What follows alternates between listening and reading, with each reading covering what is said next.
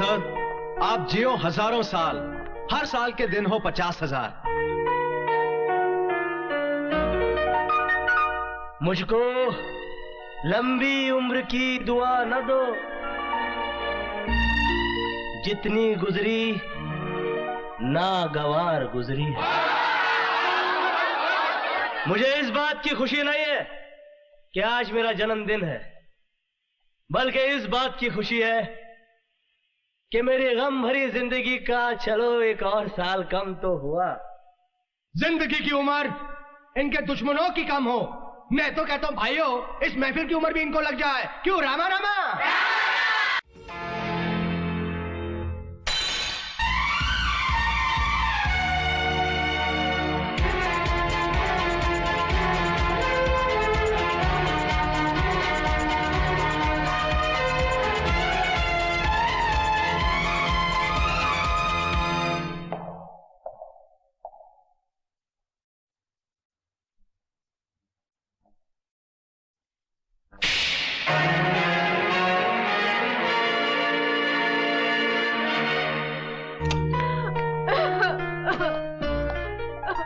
पूजा,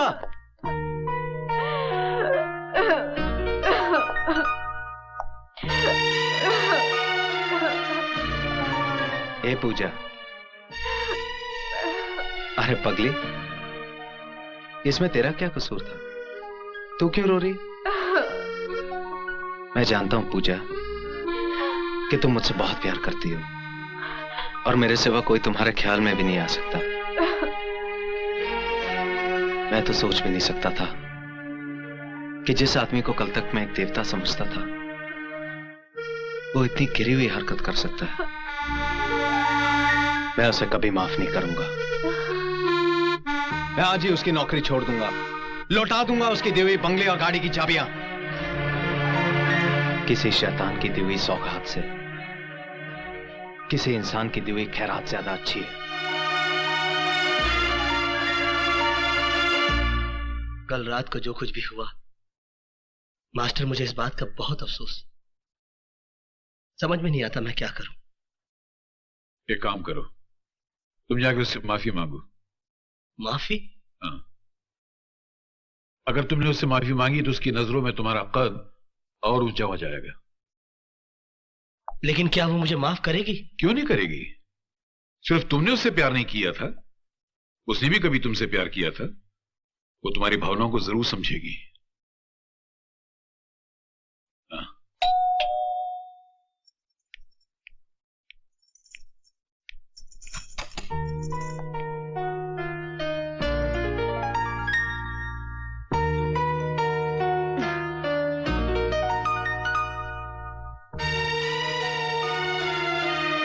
कल रात जो कुछ भी हुआ, मैं उसके लिए बहुत शर्मिंदा हूं। दरअसल कल मैं अपने अतीत के उस टूटे हुए मंदिर में चला गया था जहां कभी मैं किसी पूजा की पूजा किया करता था। तुम्हारा अतीत, मेरा आज और मेरा मुस्तकबिल दोनों बिगाड़ देगा। तुम एक मैकेनिक थे ना? एक मैकेनिक बिगड़ी हुई को बनाता है, बनी को बिगाड़ता नहीं। प्लीज मेरी गृहस्थी तबाह मत करना। पूजा, किस अतीत की बात कर रहे हो तुम? मुझे देखकर तुम्हें तुम्हारा अतीत याद आया? मेरी मांग का सिंदूर और गले का मंगलसूत्र, ये क्यों नहीं नजर आया तुम्हें? तुम ये क्यों भूल गए कि अब मैं तुम्हारी पूजा नहीं बल्कि किसी की पत्नी हूँ? कल रात जो कुछ भी हुआ वो तुम्हारी ख्वाहिश थी। तुम्हारे अंदर आज भी मुझे पाने की हसरत जिंदा है। तुम मेरे पति, मेरे घर पर इसलिए मेहरबान हो ताकि उसकी आड़ में तुम मुझ तक पहुंच सको। लेकिन अब मैं तुम्हारी पहुंच से बहुत दूर हो चुकी हूँ। अब तुम मुझे इंसान तो दूर, देवता बनकर भी हासिल नहीं कर सकते।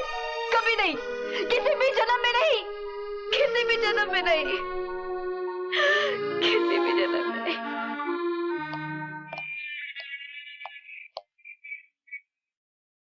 मैं अपनी कल की गलती के लिए पूजा से माफी मांगने आया था। वाह,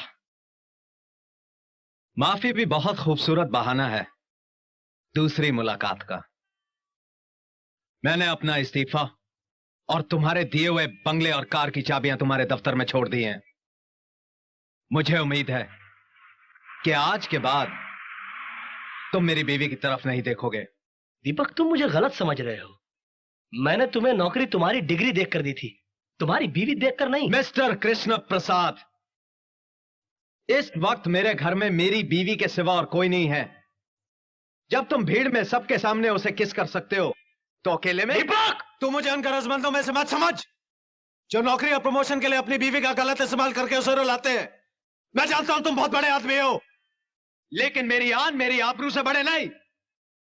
मैं तुझे इस कदर जलील कर दूंगा कि तू किसी को अपना मुंह दिखाने के काबिल नहीं रहेगा, समझे?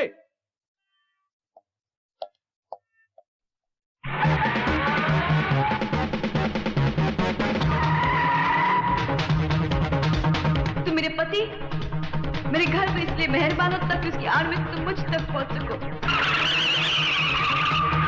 तुम्हारे अंदर आज भी मुझे पानी की हद से जिंदा है, आज भी मुझे पानी की हद से जिंदा है, आज भी मुझे पानी की हद से जिंदा है। तू मुझे उन गरजमंदों में से मत समझ। मुंह दिखाने काबिल नहीं रहेगा, समझे? मुंह दिखाने काबिल नहीं रहेगा, समझे? मुंह दिखाने काबिल नहीं रहेगा, समझे?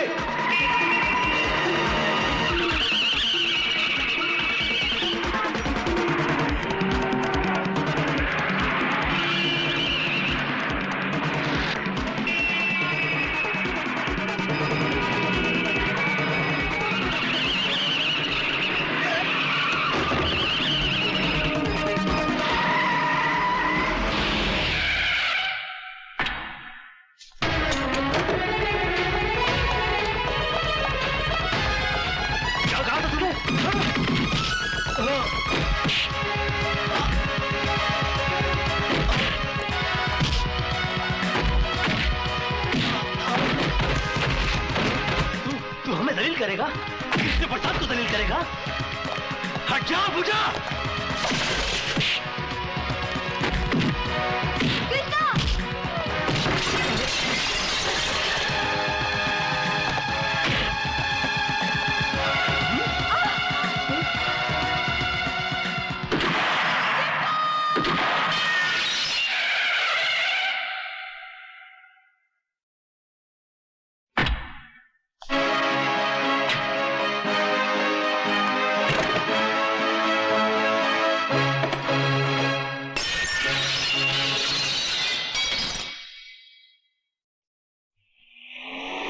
बस बस बस बस यही है।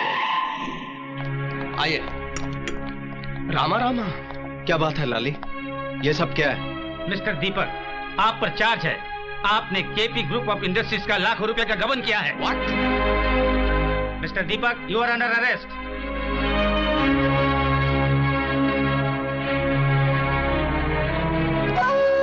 हुजूर, आपने जैसा मुझसे कहा था मैंने वैसा कर दिया।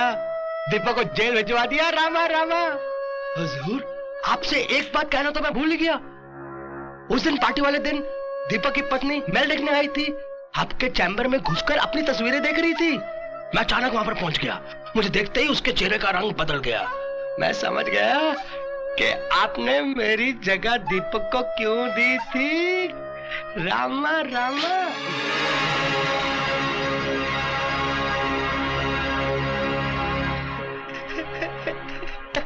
समझदार हो। Rama Rama.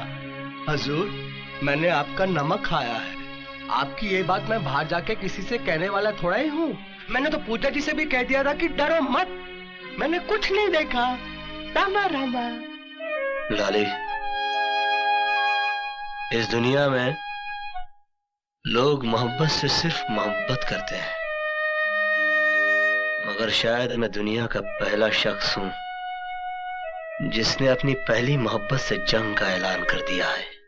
Yes sir, I will do.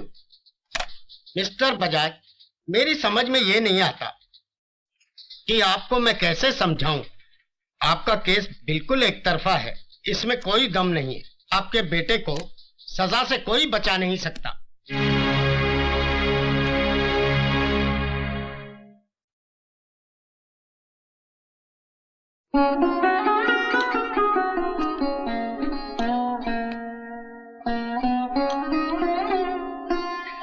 बाबूजी, बाबूजी। रो मत मेरे बच्चों। नसीब जब बिन मांगे कुछ देता है, बिना पूछे छीन भी लेता है। कृष्ण प्रसाद ने हमें जो कुछ दिया था वो ब्याज के साथ वसूल कर लिया।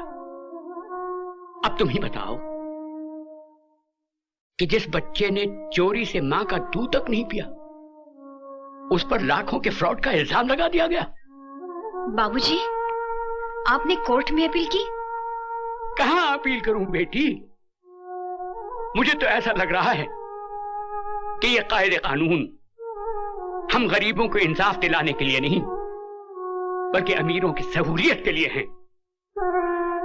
कोई वकील मेरा केस लड़ने को तैयार ही नहीं है। अरे मैं तो थक गया कानून को दुहाई देते देते। आज ही मैं उस टाइकून कृष्ण प्रसाद से जाके पूछूंगा कि हमें जलील करने के लिए तुम इतने मेहरबान हुए थे हम पे। केपी साहब, मैं आपसे अपने बेटे की रिहाई की भीख मांगने आया हूं। कुछ एहसान तो आपने अपनी मर्जी से किए थे, कुछ मैं आपसे मांगने आया हूं। कृष्ण प्रसाद मांगने वाले को सिर्फ भीख देता है, मगर तुम उन भिखारियों में से हो जो सिर्फ धुतकार के काबिल हैं। सच्चाई क्या है हुजूर, ये तो मैं नहीं जानता, मगर मैं ये जरूर जानता हूं कि जिसे आप जैसा बड़ा आदमी मुजरिम कह दे, उसे बेकसूर कोई भी साबित नहीं कर सकता। आपके कहर ने मेरी कमर तोड़ दी है हुजूर। मैं आपके सामने हाथ जोड़ता हूं, मेरे दीपक को छोड़ दीजिए। ये जानते हुए भी कि उसने मुझे जलील किया, मेरी कंपनी में लाखों रुपए का गबन किया। कृष्ण प्रसाद इज्जत और दौलत दोनों को एक साथ गवाकर खुश रहने वालों में से नहीं है, समझा? रहम कीजिए मुझ पे, मैं बहुत थक गया हूं। मेरे बूढ़े कंधों पे एक बदनामी का बहुत बड़ा बोझ आ पड़ा है। छोड़ दीजिए मेरे बेटे को।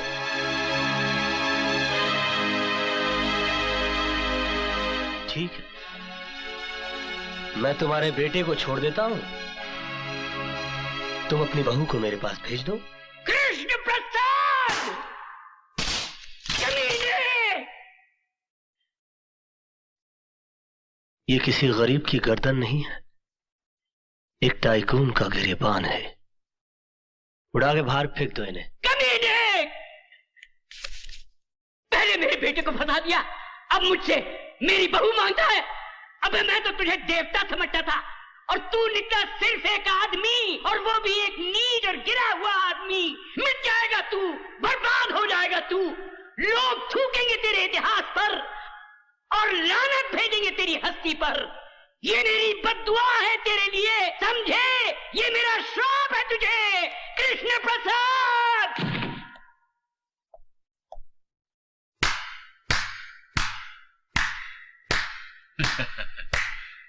वाह कृष्ण प्रसाद, वाह वाह वाह वाह। आज मुझे पहली मर्तबा पता चला कि इतने बड़े महल में रहने वाला शख्स इतना छोटा भी हो सकता है। अरे जिस मोहब्बत को तो अपनी मोहब्बत के बल से हासिल ना कर सका, उस मोहब्बत को अपनी कायरता छल कपट से हासिल करना चाहता है। आज मुझे पता चला कि तेरे इस मासूम और भोले चेहरे के पीछे एक शैतान, एक भेड़िया रहता है। मास्टर, चिल्ला मत। तू मोहब्बत में मिटा जरूर है, मगर मोहब्बत के फलसफे को नहीं समझा तू। बहुत ऊंचा फलसफा है, और मैं यहां तेरी शरारतों को रफू करने आया था। तेरी बदतमीजों को रफू नहीं कर सकता मैं जा रहा हूं। अरे जा, मुझे किसी की जरूरत नहीं है। अरे जब मैंने अपने दिल में रहने वालों के जाने का अफसोस नहीं किया, तो घर से जाने वालों की परवाह क्या करूंगा? मास्टर, तो सिर्फ बातों की चिंदियां रफू कर सकता है, दिलों के चिथड़ों को नहीं। चल जा, कोई जरूरत नहीं है मुझे किसी की।